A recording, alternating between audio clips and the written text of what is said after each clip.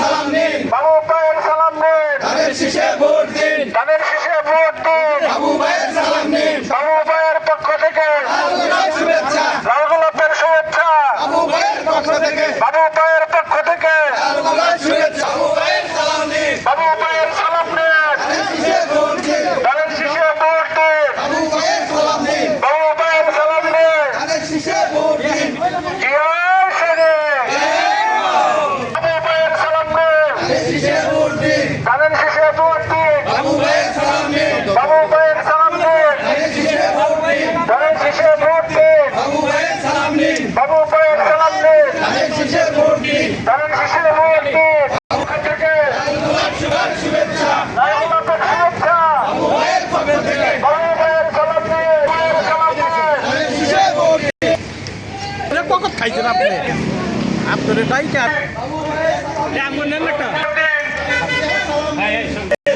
ভাইয়ের সালাম নিন, ধানের শীষে ভোট দিন, ধানের শীষে ভোট দিন, বাবু ভাইয়ের সালাম নিন, ধানের শীষে ভোট দিন, ধানের শীষে ভোট দিন, বাবু ভাইয়ের সালাম নিন, খালেদা জিয়ার সালাম নিন, ধানের শীষে ভোট দিন, ধানের শীষে ভোট দিন, বাবু ভাইয়ের সালাম নিন,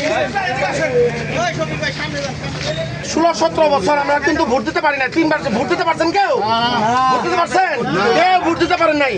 তাহলে কি হয়েছে? ভোটের অধিকার ছাড়া আমাদের জনগণের সরকার ছিল না, ছিল কি স্বৈরাচার সরকার।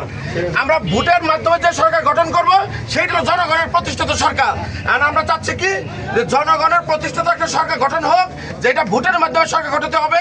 যদি জনগণের প্রতিষ্ঠিত সে কাজ না করতে পারে, আমরা কিন্তু আবার আমাদের ভোটের মাধ্যমে কিন্তু বদলে দিতে পারবো, সেটা কিন্তু স্বৈরাচার হবে না। তার মধ্যে কি তাহলে কি করতে হবে?